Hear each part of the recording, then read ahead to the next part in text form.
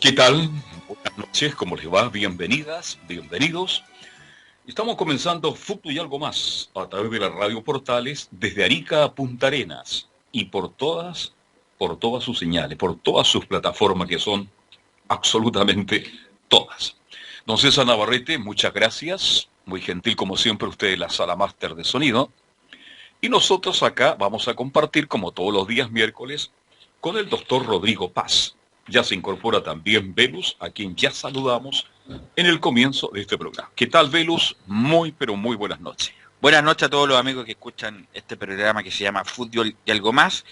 Bueno, toda la semana hay novedades, después que hablamos con el doctor Paz, y de la semana pasada que se empezó a pasar estas etapas, como se llama, de transición, llegó hoy el anuncio que a contar de este viernes, ¿cierto? Sí. El viernes.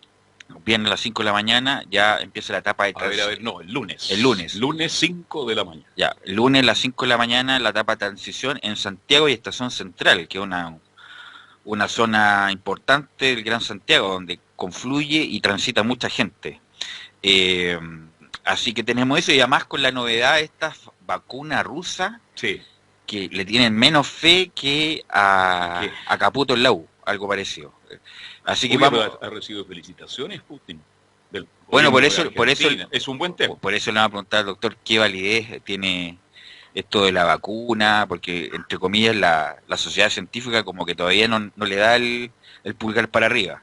Y en el segundo bloque vamos a hablar de los aspectos psicológicos, psiquiátricos del caso Ámbar. Ayer hablamos de los aspectos jurídicos con Pablo Armijo, pero vamos a hablar justamente del señor Bustamante con el doctor también de la psicopatía, qué es lo que es, a qué se refiere y cuál es el perfil de estos personajes. Así que inmediatamente pasamos a saludar al doctor Rodrigo Paz. ¿Cómo está, doctor? Hola, Velus, aquí con harto frío todavía. Todavía no pasamos... ¿Usted está en la consulta, doctor? Estoy en la consulta, sí. Ya, así perfecto. Que, por varias razones, le he dicho otras veces que si bien estoy haciendo telemedicina y todas mis consultas son por videollamada o audiollamada, hoy día, por ejemplo, un familiar de una paciente tuvo que venir a buscar unas muestras médicas de un fármaco que no se encuentra fácilmente en la farmacia, entonces tengo que estar aquí para ese tipo de cosas. Recetas retenidas de repente, pero todavía no implementan algo tan obvio como es que los pacientes que requieren medicamentos de uso benzodiazepinas, básicamente, clonazepam, diazepam, alprazolam, lorazepam, el famoso Rabotril, etcétera, están haciendo que la gente tenga que venir a buscar estas recetas porque no aceptan la foto de WhatsApp o impresa, ¿no es cierto?, como si lo hacen con fármacos no retenidos, digamos, cosa que... Doctor, ¿y la receta electrónica, la boleta electrónica, la factura electrónica y la receta electrónica con firma digital es una posibilidad a corto plazo, no? O sea, yo encuentro que sería lo lógico. Si hubiera receta electrónica... Como por ejemplo... de hecho, las famosas licencias electrónicas tampoco sirven porque en la licencia electrónica el paciente tiene que venir y poner el pulgar. A dejarla. No, tiene que poner el pulgar en un marcador digital que está en la consulta del médico. Ya. Entonces tampoco está digitalizado el proceso de tal manera que no tenga que el paciente venir a la consulta, ¿se fija? ¿Aló? Sí, una cosa tan simple, por eso digo que estamos en la era digital, que justamente ¿sí? Se han acelerado procesos digitales, teletrabajo, las claves para el registro civil, lo de la AFP, lo de hacer todo, prácticamente lo de los bancos, las claves para transferir, toda la cuestión que mucha gente ha tenido que acercarse a eso prácticamente por obligación, para justamente no salir, deberían permitirle este tipo de cosas para facilitar las cosas a los pacientes. Así nomás es porque, si bien claramente estamos, al menos en lo que a la región metropolitana se refiere, en una fase de franco descenso de la tasa de contagio, estamos lejos todavía de estar en una situación que pudiéramos llamar de cercana a un bajo riesgo. O sea, Hoy día tuvimos 1.540 casos nuevos. Sí. O sea, no hemos logrado todavía llegar a menos de 1.000 ni menos de 500 casos nuevos diarios. Seguimos sobre 1.000 y sobre 1.500. Y en lo que a fallecidos se refiere, hoy día por primera vez bajamos de los 40, de los 50, de los 100. Hoy día tuvimos 27 hoy día, 27. ¿Ya?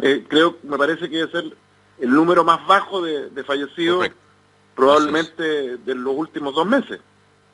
Lo cual, Sí. por supuesto que es muy bueno, ¿ya? Y justifica que se estén implementando algunas medidas de progresivo desconfinamiento en algunos lugares, pero bien hechas, como he dicho tantas veces, y no mal, y no de mala manera, ¿ya? Pero bueno, ya no quiero volver a eso. Porque... Doctor, esto es lo más difícil para esta transición, porque, como bien dice Velo, es Santiago la capital de la República y Estación Central.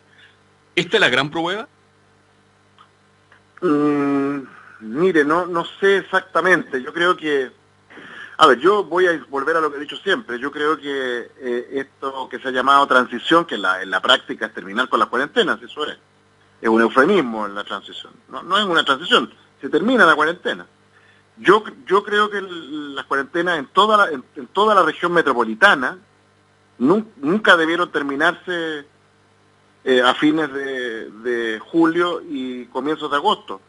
Yo creo que la cuarentena total de la región metropolitana y de buena parte del resto de Chile, donde no hay cuarentena, debió mantenerse por lo menos hasta fines de agosto.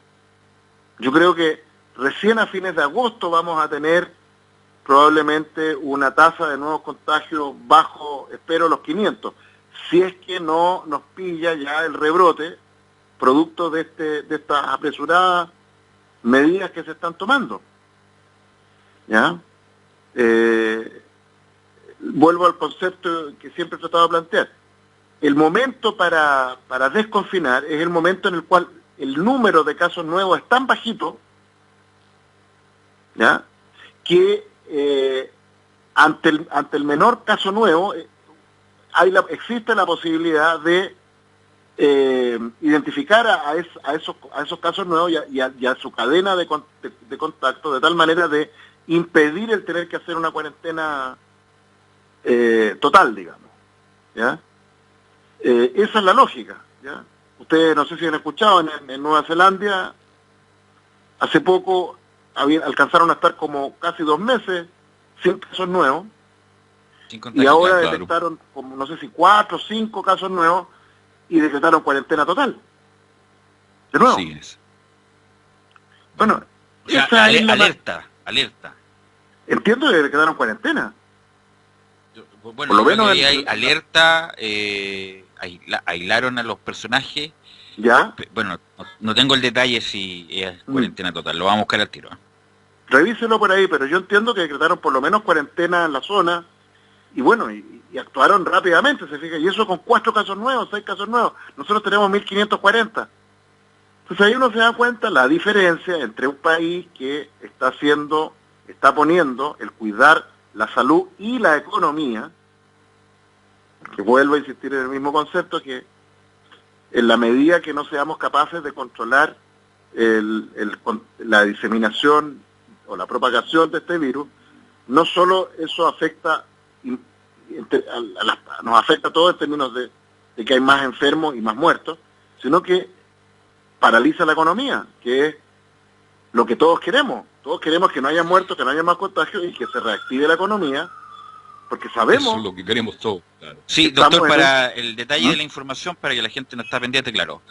La detección de 4 casos de transmisión local del coronavirus, tras más de 100 días sin haber confirmado ninguno, llevó a las autoridades de Nueva Zelanda a restaurar el confinamiento para Auckland, ¿Sí? su ciudad más poblada, Uh-huh. y para el resto de las ciudades restricciones en el resto del país. O sea, Auckland está confinada nuevamente. En cuarentena, ¿ves?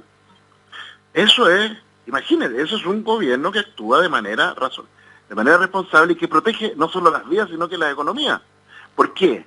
Porque en la medida que se decreta cuarentena en la ciudad donde aparecieron estos casos y se decreta alerta en el resto, usted tiene la posibilidad de que rápidamente porque ya lo hemos dicho otras veces, este es un virus que para que en el medio ambiente libre, sin estar en el cuerpo de un ser humano, no dura más allá de 2 o 3 semanas. ¿Ya? Por lo tanto, y se mueren nomás, si el virus no se pega a alguien, no se mete en el cuerpo de alguien, sonó el virus, hasta ahí llegó. Entonces, tiene que encontrar un huésped. Entonces, la cuarentena lo que hace, o en el caso del confinamiento individual o de las personas, lo que hace es impedir que el virus que está alojado en esas 4 personas en Oakland encuentre a nuevos huéspedes. ¿Se fija?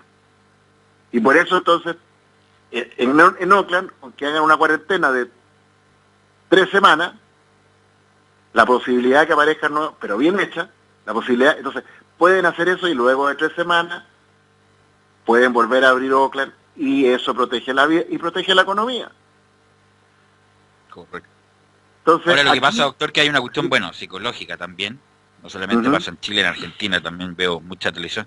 Ya uno está tan agotado esta cuestión que ya, por supuesto que es muy importante que el contagio y las muertes, pero una cuestión como ya casi inconsciente. Usted nos puede hablar mejor de eso, ya que uno está tan saturado que damos un espacio, una ventana, una semana, y si hay un rebrote, bueno, nos confinamos de nuevo, pero un espacio de poder salir a hacer algunas cosas mínimas, y si claro, es que hay un rebrote, bueno, volver, pero ya uno está con la cabeza ya, cualquier parte que lo único que quiere es como, entre comillas, tener un break, una ventana para poder volver. Lo que pasa, Belu, es que yo entiendo eso, y claro, a mí también me pasa, y yo echo de menos muchas cosas de la vida que teníamos antes de esto, ¿ya? Pero ese break, como lo llama usted, si sabemos que ese break nos va a costar un rebrote fatal que va a terminar de sepultar la economía, porque finalmente de eso estamos hablando. No, estoy de acuerdo con eso, doctor. Estoy hablando como la cuestión ya del interior de cada ser humano, que uno ya claro, está tan agotado ahí donde se necesita liderazgo de las élites, de las clases profesionales, de los medios de comunicación y de todo el mundo en definitiva, que entendamos que bueno, hay momentos en la vida en que hay que actuar con la cabeza, no con, iba a decir una palabra fea, digamos, pero no con otras partes del cuerpo, digamos. Déjelo ahí, no. Pero mire, para ayudarle más en el detalle de la información, el confinamiento hasta de este miércoles hasta el viernes. Van a ser 3 días, lo más. Correcto. Yo le tengo mucho temor. ¿Usted conoce bien el centro de Santiago, doctor, o no? Mucho, pues. De hecho... Porque hay muchos que hablan y no conocen el centro de Santiago de hoy. Los focos de gente que se los puedo nombrar, porque lo sé de memoria y son miles de personas. Entonces... esta transición yo la veo muy complicada, por eso le preguntaba, ¿es la gran prueba? Ahora, comienza el lunes. ¿Cuántos días le damos a Santiago para tener más o menos un informe real de lo que está ocurriendo? Bueno, cada medida, todas las medidas, ya sea buenas o malas, que tomamos, tienen el impacto de eso lo vamos a ver siempre 3 semanas, 4 semanas después. ¿Por qué? Porque es el tiempo que requiere el virus, que toma el virus en contagiar a alguien, incubarse, que ese contagio se manifieste clínicamente y que lleve a muerte. Dicho de otra manera, supongamos que el día lunes ya se desconfinó Santiago y se produjeron aglomeraciones en el transporte público, en los centros comerciales, voy a hablar ya hablando en estado, el comercio ambulante, las niñas que tratan de tú. ¿Ah? Aparece todo. Claro, ¿no es cierto? Entonces, imagínense que en ese foco se contagian el día lunes, martes, se contagian 200 personas. Y esas 200 personas van a contagiar, de esas 200 a lo mejor 50 o 20 van a contagiar a otras 100 más. Y así. Bueno, entre que esas personas se contagien, incuben el virus 5 días, empiecen con algunos síntomas, los que van a presentar síntomas, que son los menos, 7 días, desarrollen síntomas más graves, 14 días, terminen en la UCI, 3 semanas, 1 mes. Por lo tanto, el impacto de esa medida, el impacto negativo, lo vamos a ver ya estamos a mediados de agosto, a mediados de septiembre. Ya. El impacto de haber desconfinado parcialmente el Barrio Alto, Providencia, Ñuñoa, lo vamos a empezar a ver. Fue eso hace... ¿Cuánto llevamos ya de desconfinamiento? ¿2 semanas? Vamos, 2 semanas en este instante, claro. Ya, lo vamos a empezar a ver en esos sectores y en los sectores vinculados a eso. No olvidemos que la región metropolitana es un todo, digamos. Lo vamos a empezar a ver en 2 semanas más, 1 semana más, 2 semanas más. Y al revés, cuando hacemos algo bueno, les recuerdo cuando se decretó por fin la cuarentena casi total, porque nunca hubo total, en toda la región metropolitana, ¿se acuerdan que las primeras 2 semanas, 3 semanas, no se notaba la cuarentena? En términos de número de contagios nuevos, fallecidos, todo seguía al alza, al alza, al alza. Recién a las 3, 4 semanas empezó a caer. ¿Por qué ese tiempo? Por lo que acabo de decir. Por la biología Aunque doctor, la normativa no es que el que está, por ejemplo, en San Miguel, que sigue en cuarentena, no puede ir a Santiago a pasear, no. Solamente se pueden trasladar libremente, sin permiso, los que viven en Santiago, los que viven en Estación Central. No es que el que viva en Puente Alto puede ir libremente a Santiago a metro de por medio. Obviamente que esto, la mayoría de la gente a lo mejor no lo va a respetar, pero la normativa indica lo que estoy señalando. A ver, mire, yo estoy de acuerdo con usted en que en el papel es un desconfinamiento con restricciones, etcétera. Sí. Y de hecho, no tengo la menor duda que la mayor parte de la gente va a respetar eso, porque yo creo que a pesar de que entre que los medios de comunicación aparecen en bienvenida ahora con ¿han visto esas mascarillas como de plástico que Sí. usan? Sí. Que no sirven para nada, pues ustedes tienen claro eso, ¿no? Ya, O sea, quisieron llamar la atención de lo consiguieron, pero no sirven para nada, como dice usted. Le no faltan sirven los para ojos. nada, porque esa mascarilla es como si uno usara un escudo facial sin mascarilla. No sirve. Tiene que ser escudo facial y mascarilla. Y la mascarilla esa que tienen, que en realidad no es una mascarilla porque deja espacio amplio para que las microgotículas que andan flotando entren por todos lados. Bueno, con esa clase de mensaje, a pesar de eso, ¿ya? Y a mí eso me parece que habla muy bien del pueblo chileno. A pesar de todo, yo lo veo todos los días.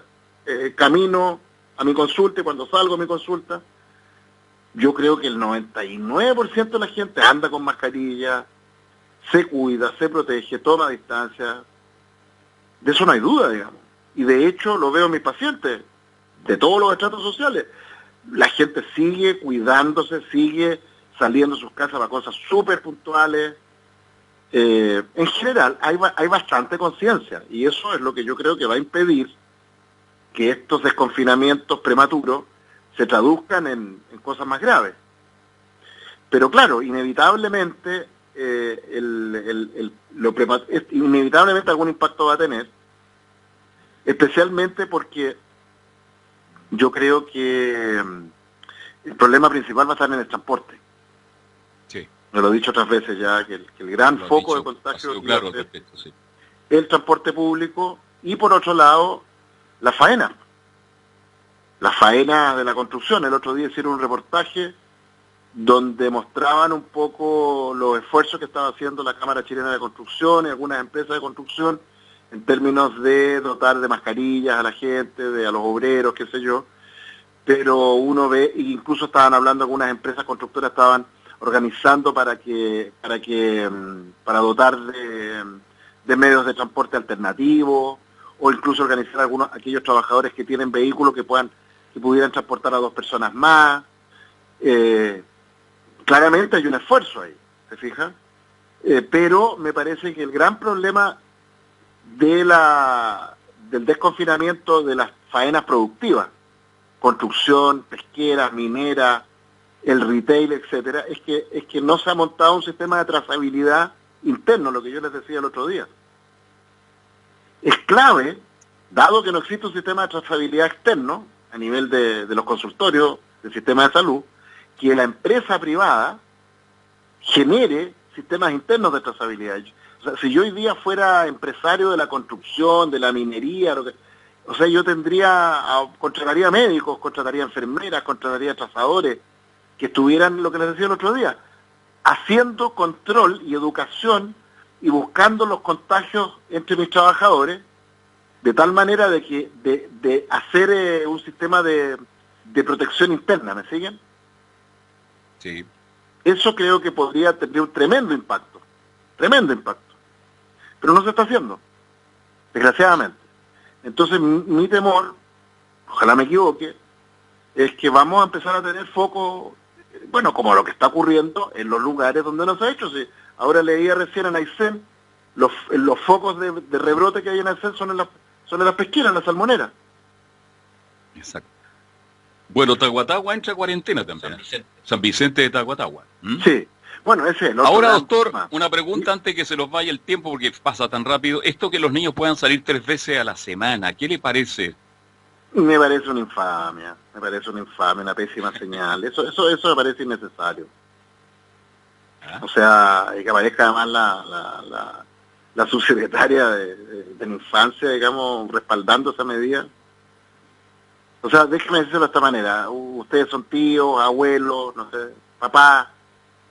En este escenario, con 1.540 contagios nuevos diarios y 27 fallecidos diarios, sabiendo que Chile tiene más de 50 niños que han muerto por COVID-19, sabiendo que en Chile se están dando los mismos casos de cuadros inflamatorios multisistémicos autoinmunes post-COVID-19 en niños, ¿usted sacaría a sus nietos, a sus sobrinos a darse una vueltecita para que estiren las piernas, digamos? No, yo le digo que no, definitivamente no. ¿Para qué? Habrá que buscar otras maneras Yo, por ejemplo, ¿qué es lo que con la psicóloga con la que trabajo, que es psicóloga infanto-juvenil, ¿qué es lo que estamos trabajando? Bueno, es generarles rutina a los niños, que los niñitos, sobre todo los más pequeños, trabajen con los papás en la cocina, en otras actividades, aquellos que pueden, ¿no es cierto?, que desarrollen actividades físicas en la casa, aquellos que tienen más medios que compren trotadoras, bicicletas estáticas, incluso de repente por ahí hay gente que ha inventado una manera de agarrar la bicicleta, la común y corriente, y montar un sistema aparentemente bastante simple que permite generar una especie de bicicleta estática con la bicicleta tradicional. Bueno, hay maneras, ¿se fija? Y claro, obviamente que todos quisiéramos que nuestros niños salieran y estuvieran jugando en los parques, qué sé yo, pero no se puede nomás, pues. No se puede no es el momento todavía. No es el momento, punto.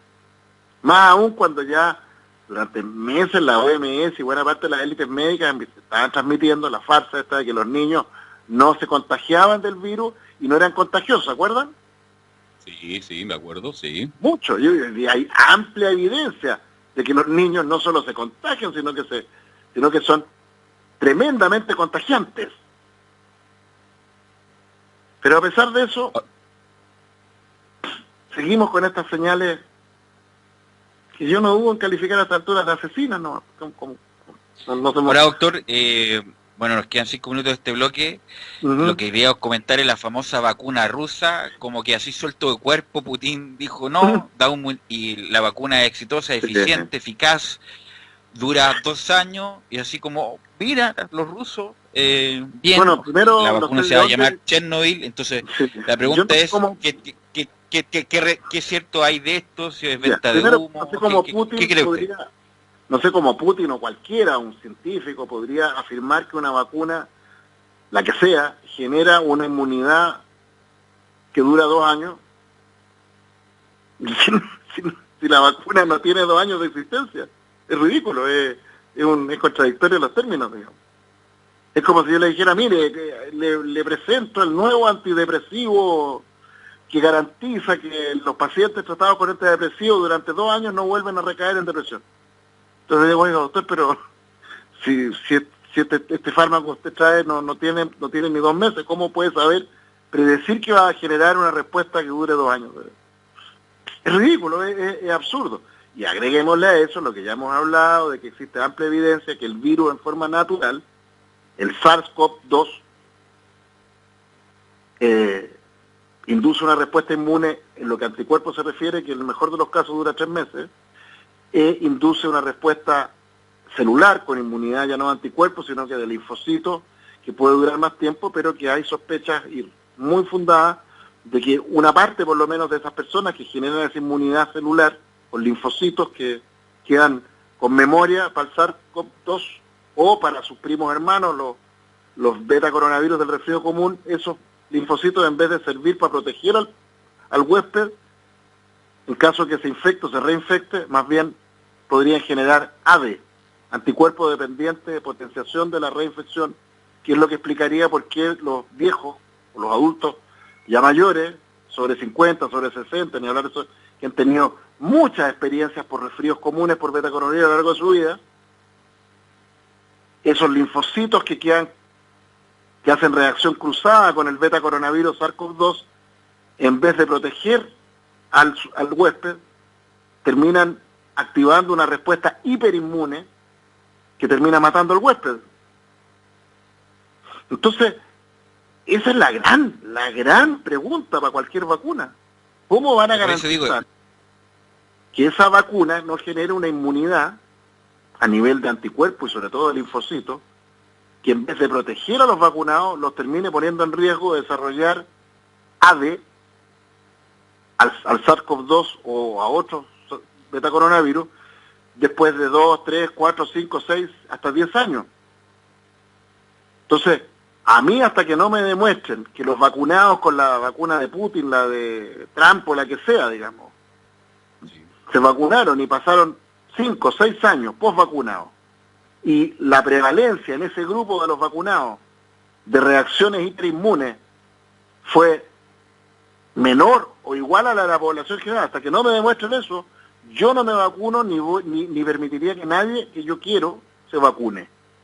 Doctor, independiente del detalle técnico, que usted lo maneja mejor que nosotros, obviamente, yo voy más allá de la cuestión como institucional, como Rusia, una potencia, una superpotencia, con un presidente que se va a seguir en el cargo mucho tiempo, que hay como una lucha a ver quién saca la primera vacuna, cómo va a ser tan irresponsable, independiente de las conspiraciones que podamos hacer, como un gobierno tan importante, geopolíticamente tan importante, se puede decir tan suelto cuerpo, tenemos la vacuna, es efectiva y la vamos prácticamente a regalar por el mundo.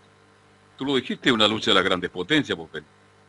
Bueno, una explicación va por el lado de lo que el mismo Carlos Alberto insinúa, ¿no es cierto?, que sea una manera de correr riesgo, entre comillas. A ver, si es cierto lo que yo estoy diciendo, que los efectos adversos de esta vacunación no se van a ver hasta 5, 6, 7 años después.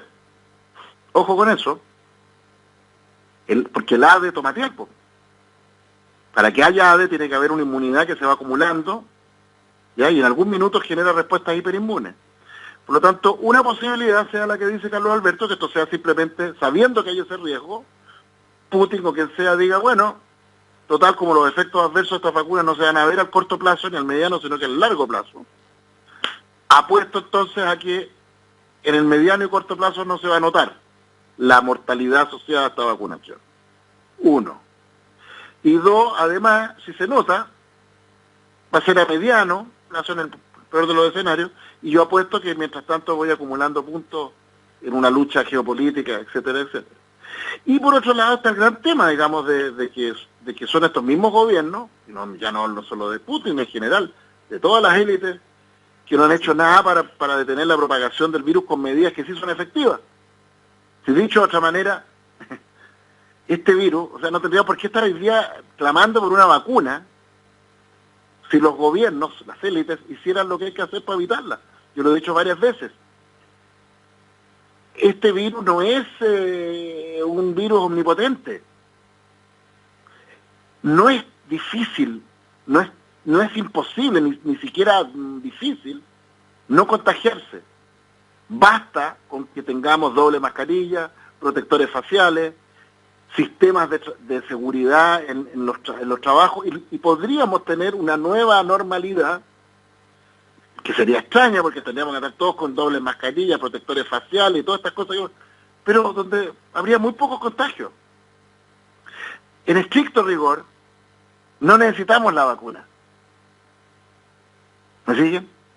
Si los gobiernos hicieran las cosas bien. Con la medida de prevención bien hechas, si se invirtieran millones y millones de dólares en buenas mascarillas para todo el mundo, si se invirtieran millones y millones de dólares en buenos protectores faciales, si se invirtieran millones y millones de dólares en tratamiento precoz con ivermectina, hidroxicloroquina, citromicina, sulfato de zinc y otros fármacos para los sujetos de alto riesgo en etapas tempranas del contagio, como lo he dicho otras veces, o tratamiento con dexametasona y otros fármacos inhibidores de la inmunidad en las fases hiperinmunes de la enfermedad, tendríamos mil veces menos complicaciones, 1000 veces menos muertos, etcétera, pero nada de eso se hace. ¿Y qué nos ofrecen a cambio de estas vacunas chantas? Que todo indica que son, que en el peor de los, que en el mejor de los casos no van a hacer nada, y en el peor de los casos van a causar más muertes. Ok, doctor, vamos a ir a la pausa, César, y en el segundo bloque vamos a volver con el tema, lamentablemente, que ha conmocionado la sociedad, que es el caso Ámbar. Vamos a la pausa, César, y volvemos con el doctor Paz.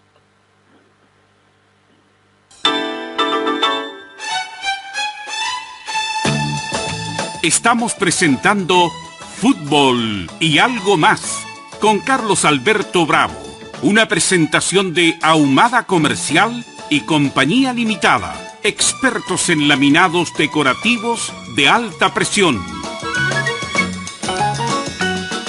Y con don doctor Rodrigo Paz y Perú Bravo, como todos los días miércoles. Antes de volver con el doctor Paz, toda la gente que quiera escuchar, repetir los programas desde la semana pasada, que este programa Fútbol y algo más está en modalidad podcast en Spotify. Usted lo busca por Fútbol y algo más, obviamente con el logo de Radio Portales, y usted desde la semana pasada puede escuchar todos los programas que hemos transmitido la semana pasada, de lunes a jueves, y esta semana obviamente de lunes a jueves. Obviamente también puede escuchar lo que dijo el doctor Paz el miércoles pasado y lo que va a escuchar ahora este miércoles. Así que en Spotify, Fútbol y algo más, usted puede repetir cuantas quieras veces los programas de Fútbol y algo más. Bueno, doctor, ahora quisiera pasar al caso Ámbar, y además como su experiencia como perito forense, doctor, porque, bueno, independiente de lo trágico del delito, hay como una cadena de errores. Bueno, ayer lo conversamos con Pablo Armijo, el abogado penalista, respecto de toda la cadena del peritaje, del informe de gendarmería, y que tampoco los jueces fueron muy prolijos en ponderar justamente estos informes para darle o no la libertad a este señor Maldonado. Desde lo general, ¿cuál es su experiencia como perito forense y estos informes psiquiátricos que algunos incluso no lo toman mucho en cuenta? Bueno, es un temazo, este es un temazo porque yo creo que este caso, con lo brutal, digamos, ¿no? Porque es muy brutal este caso, ¿eh? Yo no sé, hago memoria, a lo mejor ustedes me ayudan, pero ustedes ¿recuerdan algún caso parecido con este nivel de crueldad?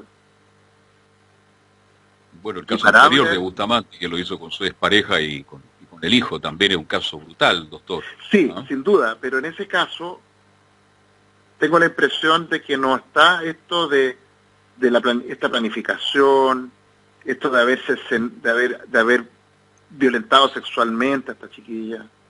Sí. Además, haberla cercenado en 15 partes. No sé, yo no recuerdo otro caso de este nivel de crueldad, digamos, no sé, a ver si ustedes se acuerdan, pero de verdad que no recuerdo ninguno, ¿eh? Incluso estoy pensando en los crímenes de alto hospicio, que yo seguí de cerca. De hecho, con el diputado Hugo Gutiérrez hicimos gestiones con el presidente de la Corte Suprema. En ese tiempo era, ¿cómo se llama se me olvida el nombre, uno bajito de barba? A ver si usted me ayuda a verlo. Sergio Muñoz. Con Sergio Muñoz. Nos tuvimos una entrevista con él, y él estuvo de acuerdo en que había que reabrir el caso. Había varias aristas que hasta el día de hoy no se han investigado, no se han resuelto, y ahí hubo 12 niñas y 2 mujeres asesinadas. Hasta el día de hoy se dice que fueron asesinadas por este supuesto psicópata del piso, pero hay mucha evidencia de que Este hombre, entre comillas, en el mejor de los casos, fue parte de una organización mucho más grande donde habían narcos, policías corruptos, qué sé yo, en fin, así como de esas películas de terror, así, bueno. Pero fíjese que incluso en esos casos no, donde hubo asesinatos despiadados también y todo, no hubo el nivel de crueldad de este caso. En fin, claro, por supuesto que una de las cosas que más se ha debatido es cómo es posible que este hombre haya estado con libertad condicional, pese a que habían dos informes psiquiátricos, uno del año 1992, que para mí es una sorpresa, ¿por qué hay un informe de un perito psiquiatra forense del año 1992 si resulta que el crimen por el cual este hombre fue procesado fue el año 2005? ¿Eh? Claro. Es raro. El interrogante. ¿Ya? ¿Por qué hay un informe pericial forense del 1992? Y el otro es del 2005. Pero resulta que y tanto el de 1992 como el de 2005 son categóricos en que este es un hombre con una psicopatía muy grave. ¿Qué es la psicopatía, doctor, para la gente que no está escuchando? Voy a ir a eso, pero antes de ir pero lo que resulta más sorprendente y a esta altura indignante es que se le concede a este hombre la libertad condicional. ¿En qué año? Hace 2 años atrás, ¿no? Sí. 2018, ¿sí? Entiendo que fue el 2018 que se le concedió la libertad condicional, pero resulta que entre el 2005 y el 2018 no hay ningún informe... No, perdón, doctor, 2016. 2016, son 4 años ya. 2016, ¿ya? Bueno, sí. 2016. Pero resulta que entre el informe psiquiátrico forense de 1992 y el del 2005, no hay ningún otro nuevo informe. No hay. ¿No les parece llamativo y sorprendente eso? A mí me parece muy llamativo. O sea, uno habría esperado que lo hubiera evaluado un perito forense en 2016, 2015, ¿no es cierto? Pero no hay. Y bueno, yo creo tener la respuesta de por qué no hay. No hay, porque en Chile no hay psiquiatría forense. Esa es la verdad, la milanesa. Y yo lo sé porque por años, ahora ya hace rato que dejé de insistir en eso porque, en fin, me tuve que concentrar en Sename y otras tareas, digamos, pero hace años que en Chile no existen hospitales forenses, no existen hospitales psiquiátricos forenses dentro de las cárceles, ni hablar fuera de las cárceles. De hecho, les cuento, el único hospital psiquiátrico forense que existe en Chile, como tal, está en la comuna de Putaendo, el hospital Filipe Pinel, donde se creó un hospital psiquiátrico forense de lujo. Yo creo que debe ser de los mejores hospitales forenses del mundo. Un hospital forense que tiene psiquiátrico que tiene una protección de gendarmería. Al centro está la unidad que tiene, si mal no recuerdo, tiene 8 camas, 10 camas, con cámaras que monitorean con una estación de enfermería al centro, en fin, de lujo, un hospital psiquiátrico pero extraordinario. Un equipo de gente que conozco, a varios colegas que trabajan ahí, que trabajan muy bien.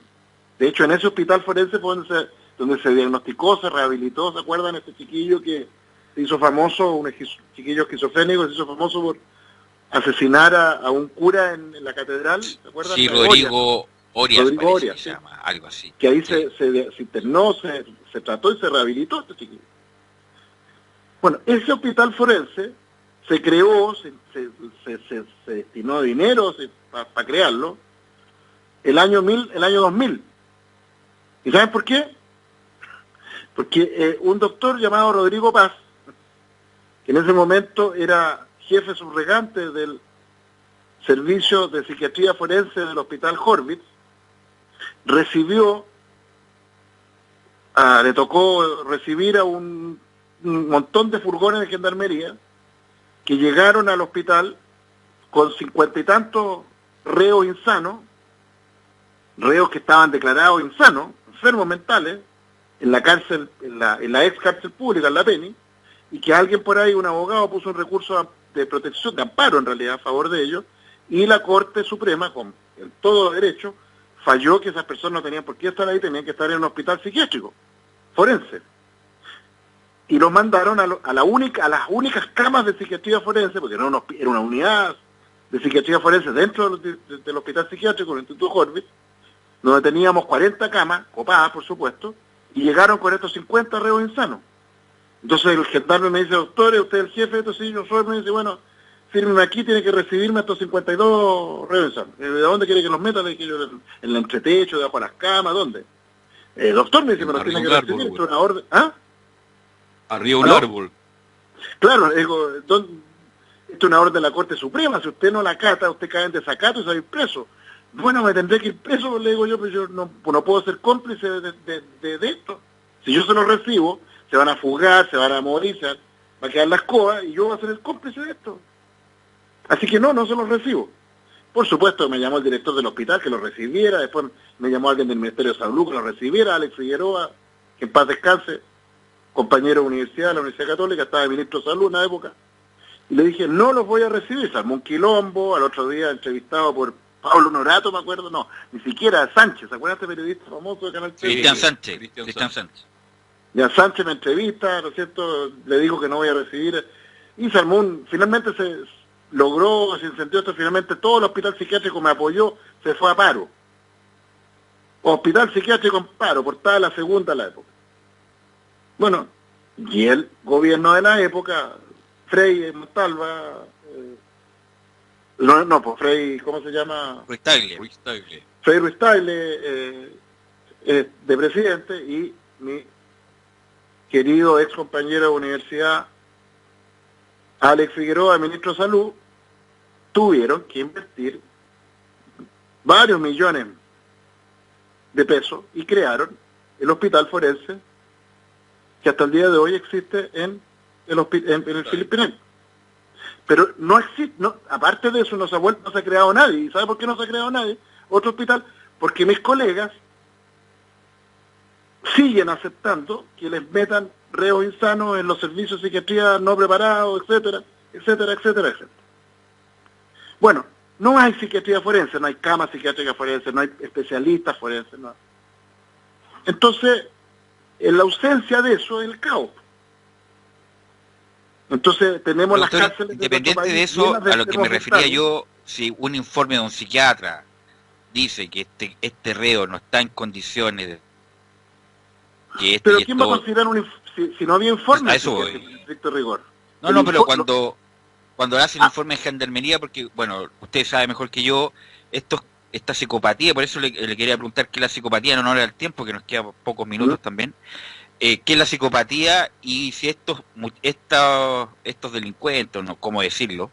Este asesino, él se portaba bien en la cárcel, no tenía problemas, por eso tenía como MB en los informes de gendarmería, pero obviamente, como no estaba rehabilitado, cuando se veía nuevamente expuesto en la calle o con gente que estaba alrededor, cometió lo que cometió lamentablemente. Claro, y eso que para usted hoy día es obvio, habría sido más obvio si hubiera psiquiatría forense, que hubieran evaluado a este hombre previo porque es muy distinto para un juez que le presenten un informe del año 92 y otro del 2005 para evaluar a una persona que lleva años preso y el 2016, ¿me sigue? Habría sido bien distinto que el año 2015 o el mismo 2016 un psiquiatra forense le hubiera dicho a Juan, mire, ahora este señor no está en condiciones es distinto. ¿Me sigue? Sí, tiene clara su comentario, doctor. Pero no hay. Entonces, ¿por qué enfatizo esto, Belu? Porque, bueno, por lo menos yo quiero, y no tengo ninguna duda de que usted y Carlos Alberto, y probablemente el 99% de los chilenos, lo que nos interesa más allá de enojarnos es que esto no vuelva a ocurrir, ¿no es cierto? Y para que no vuelva a ocurrir, no basta caerle a la jueza que es descriteriada, que no es descriteriada, que no sé qué, es entender los problemas de fondo.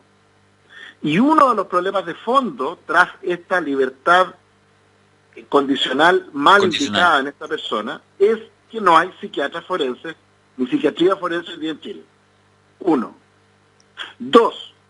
que hay una crisis carcelaria brutal. O sea, si Chile hoy día tuviera el número de cárceles que se requieren, tendríamos que tener probablemente cuadruplicar, quintuplicar el número de cárceles. Porque buena parte de estas masivas libertades condicionales las ordena, en el fondo, las ordena el Ministerio de Hacienda. Pero resulta que como empiezan a colapsar las cárceles, entrar, y no construyen más cárceles, entonces empieza el hacinamiento. Entonces la manera de resolver, entre comillas, el hacinamiento en las cárceles es todos los años, cada 2 años más o menos, vienen estas amnistías, estas libertades condicionales, etcétera, etcétera. Entonces queremos hablar de temas de fondo, hablemos de que tenemos que construir... Bueno, es un problema sistémico, entonces, dice usted, doctor. O sea, yo creo que no es sistémico, yo creo que es un tema bien concreto, bien de Lucas.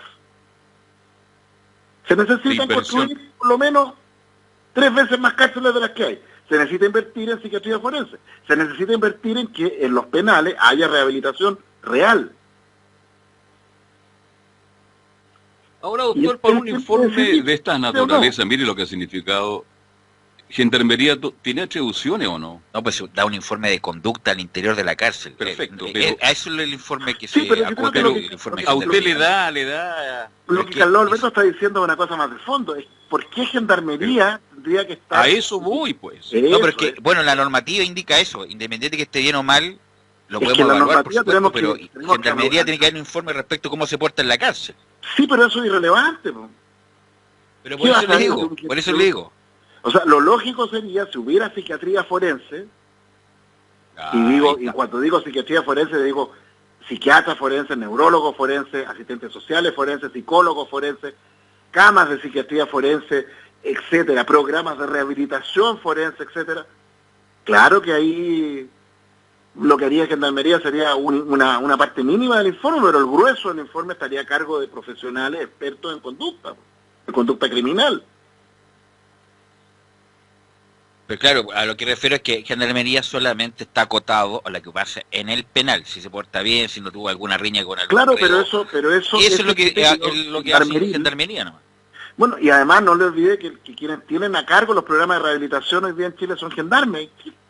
Me van a perdonar los gendarmes, yo les tengo mucho cariño y respeto, de hecho tengo la mejor relación con ellos, pero yo creo que una pega muy difícil, saben que ellos no tienen competencias profesionales para esto, pues. Ese es el fondo, doctor. Ese es el tema de fondo, pues. Y ahí me va a perdonar usted, pero ahí usted actúa un poco como abogado, pues, finalmente. Pero pero es que Gendarmería, uno no puede pedirle más cosas de las que puede dar, como dice la canción. No, si está bien, pero lo que dice, pero Gendarmería está acotado a eso nomás. Sí, pero perfecto, pero acotado. Ahí venir un profesional, el informe. Bueno, pero ese es el problema de la ley, para dar el visto bueno. Pero ese es el problema no de Gendarmería, de la ley del sistema. Exacto. Hay una ley de libertad condicional, claro, pero no es problema de Gendarmería eso. Exacto, estoy de acuerdo con usted, no es problema de Gendarmería, es problema de las leyes. ¿Y quiénes redactan y ven si las leyes son buenas o malas? Los abogados, pues. Bueno, ahora en los legisladores hay de todo. Sí, no, pero no solo la legislación. Lo conversábamos ayer, que ese justamente el reglamento de las libertades condicionales no está ni siquiera vigente, no hay reglamento. Exacto. Entonces uno no puede aterrizar la norma. Colegio de abogados, po. A los profesores de derecho penal. Pero su gremio, me va a perdonar, yo hasta ahora he sido, yo le he dado como huasca a mi gremio, al gremio médico, y reitero que el gremio médico es el gran responsable de la matanza asociada al COVID-19, sin una duda, ¿ya? Pero si hay un gremio responsable de que el sistema penal chileno sea lo que es el gremio de los abogados, sin duda alguna, los grandes responsables, los cómplices de esto. Doctor, vamos a quedar con poco tiempo y podríamos repetir este tema, y sobre todo en el sentido de que, bueno, yo siempre se lo he escuchado, que la mayoría de los reos que están adentro, si tuvieran un buen tratamiento psiquiátrico, con farmacología, obviamente que tuvieran otra conducta, que quedan no rehabilitados, pero casi, sí. Y ese es un gran tema que lo podemos dejar para la otra semana. Pues, me encantaría ver. Así que nada, gracias, gracias doctora, muy amable, nuevo, muy amable como siempre. A cuidarse y un gran abrazo.